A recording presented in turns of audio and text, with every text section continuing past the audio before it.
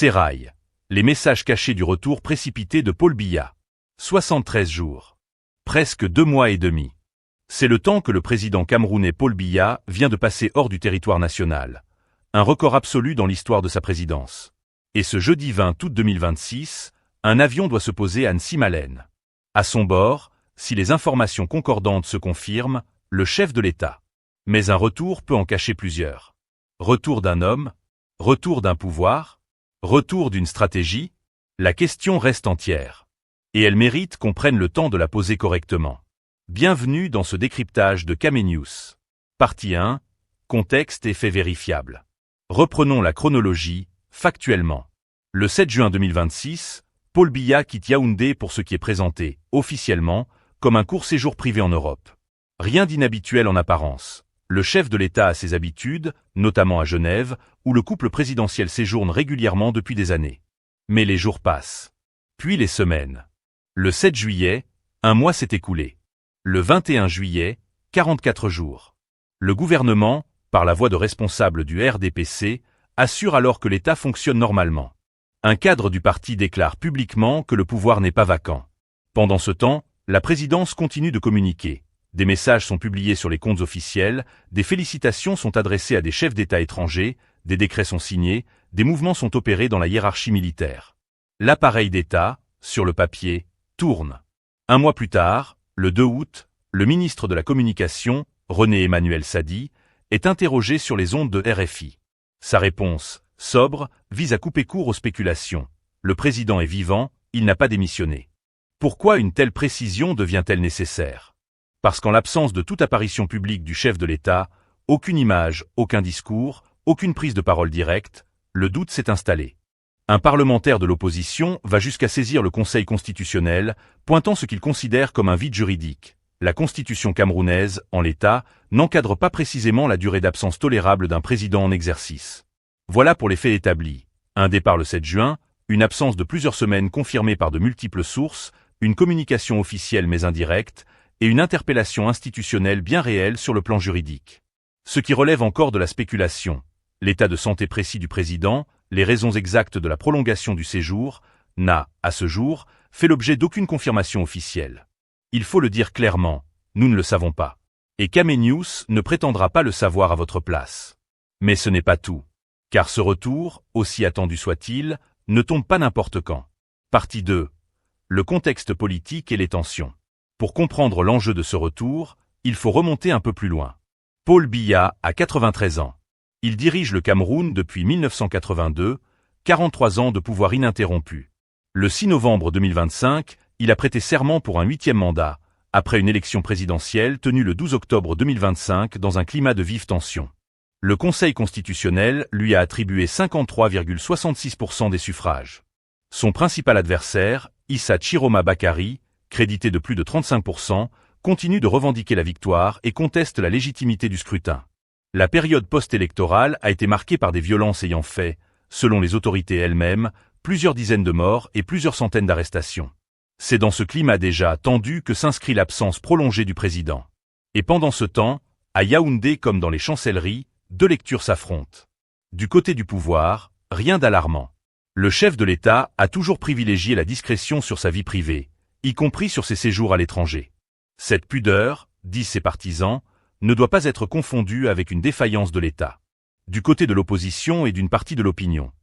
Cette même discrétion, prolongée sur plus de 2 mois sans la moindre image du président, nourrit légitimement l'inquiétude et la défiance. Comment un pays peut-il se projeter sur les 7 années d'un mandat fraîchement entamé si son premier responsable reste, des semaines durant, hors de vue? Entre ces deux lectures, la vérité, comme souvent, se loge probablement dans les nuances plutôt que dans les certitudes affichées par l'un ou l'autre camp. Mais un élément vient, cette semaine, rebattre les cartes, le sport. Partie 3. Décryptage. Pourquoi ce jeudi? Pourquoi maintenant? Alors là, mes chers amis, il y a un petit détail qui mérite qu'on s'arrête 2 minutes. Pourquoi ce jeudi? Pourquoi maintenant? Parce qu'au Cameroun, quand 2 événements importants arrivent presque au même moment, même si personne ne peut prouver qu'ils sont liés, le Camerounais moyen va quand même demander « Mais qui a placé les événements dans le même calendrier ?» Reprenons tranquillement. Le dimanche 16 août, les Lions indomptables écrivent une nouvelle page de l'histoire du football camerounais. Elles battent le Malawi 3-0 et remportent leur toute première Coupe d'Afrique des Nations féminines. Et ça, il faut le reconnaître, c'est énorme. Dans un pays où les débats politiques peuvent rapidement diviser les familles, les amis, les réseaux sociaux et même parfois les groupes WhatsApp de tontons et de tantines, voilà enfin un sujet capable de mettre presque tout le monde d'accord. Les Lionnes ont gagné. Point final. Pendant quelques heures, les Camerounais ne discutent plus de politique. On ne demande plus qui est contre qui. On ne cherche plus à savoir qui va remplacer qui. On regarde les filles, on célèbre, on partage les vidéos et on dit. Elles ont fait quoi? Elles ont fait le travail. Et puis arrive le lundi 17 août. Les championnes rentrent au Cameroun. Elles sont accueillies triomphalement à l'hôtel Montfébé. L'ambiance est festive. Le trophée est là. Les joueuses sont là. Le peuple veut voir ses héroïnes. Mais il manque un personnage important dans le scénario. Le président Paul Biya n'est pas encore là. Pourtant, depuis le Maroc, le Premier ministre Joseph Diongut avait transmis aux Lionnes un message indiquant que le président et son épouse les attendraient à Yaoundé. Donc, quelque part, le rendez-vous était annoncé.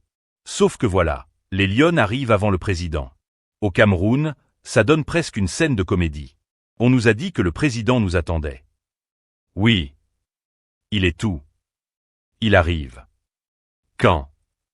Bientôt. Et le fameux « bientôt » camerounais, mes frères et sœurs, nous savons tous ce que ça peut vouloir dire. Mais quelques jours plus tard, une information commence à circuler. Le président devrait rentrer jeudi 20 août.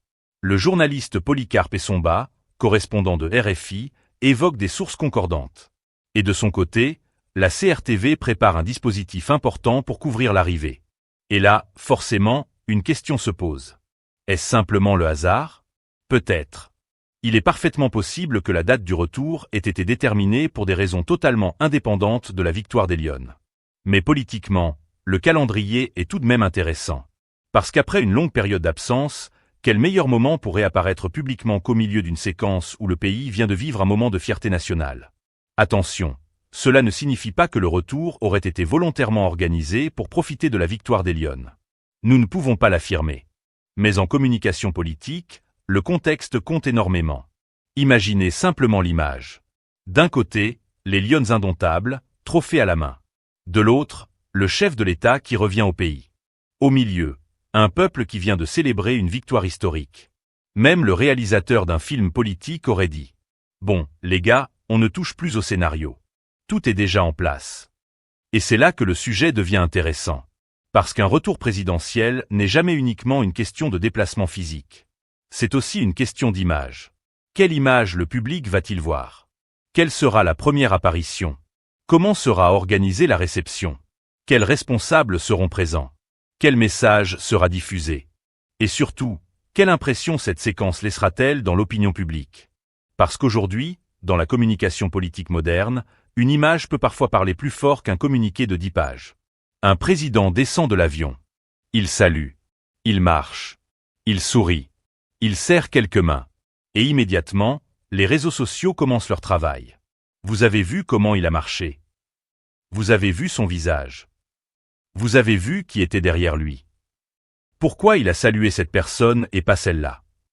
Bienvenue au Cameroun, pays où une poignée de main présidentielle peut devenir un sujet d'analyse géopolitique avant même que la voiture ait quitté le tarmac. Mais derrière cette satire, il y a quelque chose de beaucoup plus sérieux. Le manque d'informations officielles laisse toujours de la place aux interprétations. Et lorsque le chef de l'État reste absent pendant une période importante, chaque détail de son retour prend automatiquement une dimension particulière. C'est justement ce qui s'était déjà produit lors des précédentes périodes d'absence présidentielle. En 2024 notamment, le déplacement de Paul Biya entre Genève et Paris, effectué à bord d'un Boeing évoqué dans plusieurs récits, avait déjà alimenté beaucoup de discussions autour de son état de santé et de ses déplacements. Cette fois encore, certains récits font référence au même appareil. Mais là encore, prudence. Une information qui circule dans plusieurs sources ou sur les réseaux sociaux ne devient pas automatiquement un fait officiellement établi. Et c'est justement cette frontière entre information, rumeur, interprétation et communication officielle qui mérite notre attention. Parce que lorsqu'un événement concerne le président de la République, surtout après une longue absence, les Camerounais veulent savoir. Ils veulent voir. Ils veulent comprendre. Et surtout, ils veulent être rassurés. Or, quand les informations officielles sont limitées, les réseaux sociaux remplissent immédiatement le vide. Et vous savez ce qui se passe ensuite. WhatsApp devient la CRTV parallèle. Un audio de 37 secondes arrive. Mes frères, selon une source très proche de quelqu'un qui connaît quelqu'un. Et 5 minutes plus tard, tout le quartier connaît déjà la composition du gouvernement, l'heure exacte de l'atterrissage et même le menu qui aurait été servi à l'aéroport. Voilà le problème. Plus l'information officielle est rare, plus l'imagination collective travaille.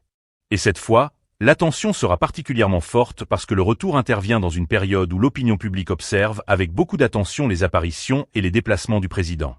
Il faut donc regarder cette séquence avec 2 yeux. Le premier œil, celui du citoyen qui se réjouit simplement de voir son équipe nationale revenir avec un trophée historique.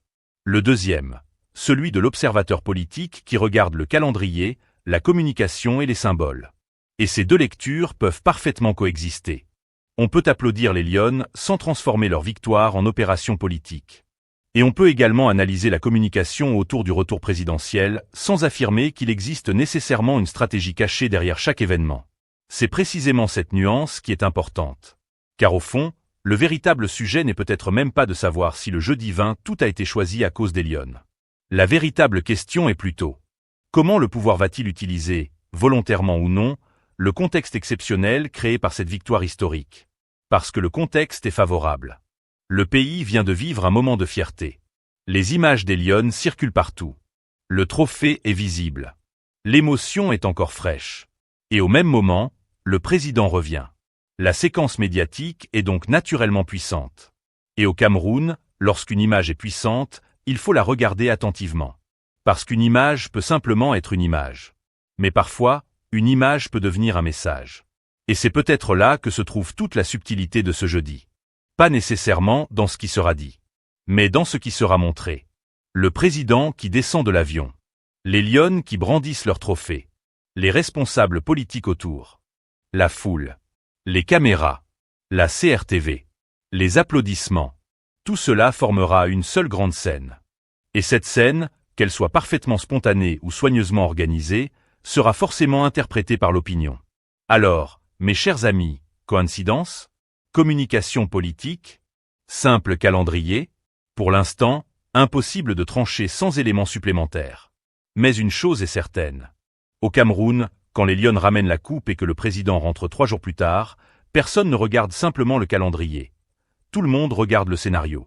Et justement, c'est ce scénario qu'il faudra observer avec attention. Parce qu'après plusieurs jours d'absence, le véritable événement ne sera peut-être pas seulement l'arrivée de Paul Biya à Yaoundé. Ce sera aussi la manière dont cette arrivée sera racontée au peuple camerounais. Et ça, mes frères et sœurs, c'est là que commence véritablement le décryptage. Partie 4. Regard sur les mécanismes d'un système.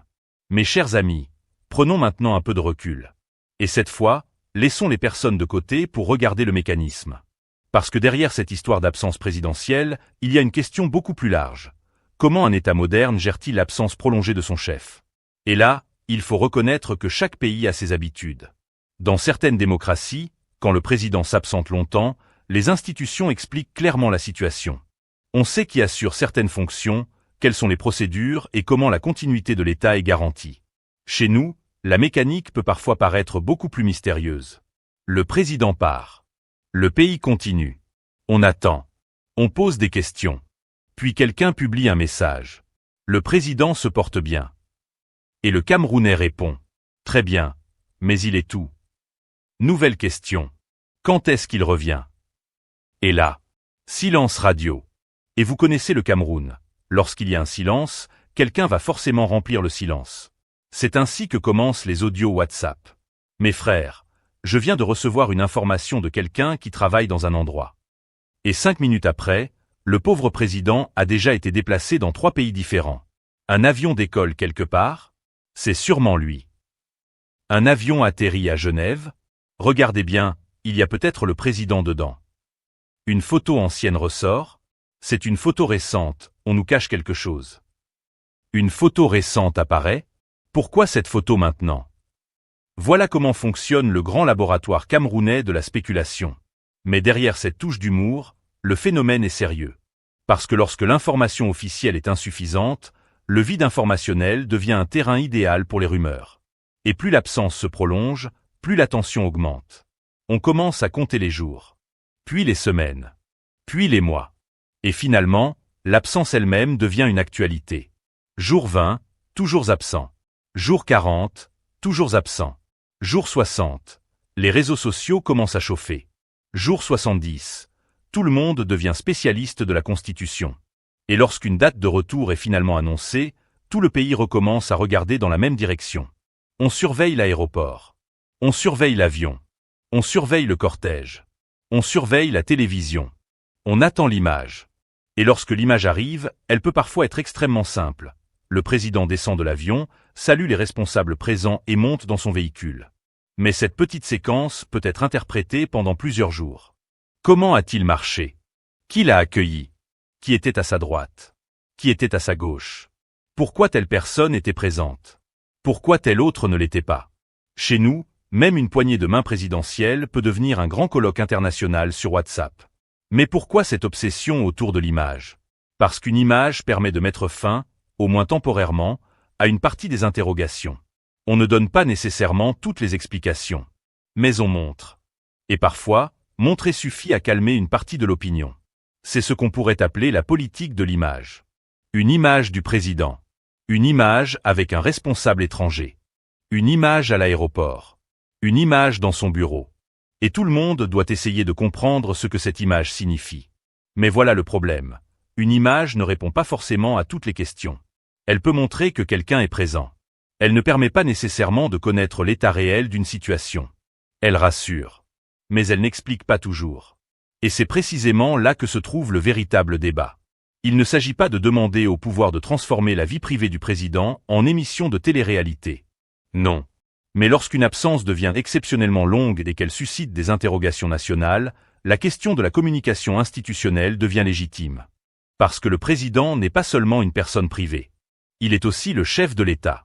Et derrière lui, il y a une république de plusieurs dizaines de millions de citoyens. Ces citoyens ont besoin de savoir que les institutions fonctionnent. Ils ont besoin de savoir que la continuité de l'État est assurée.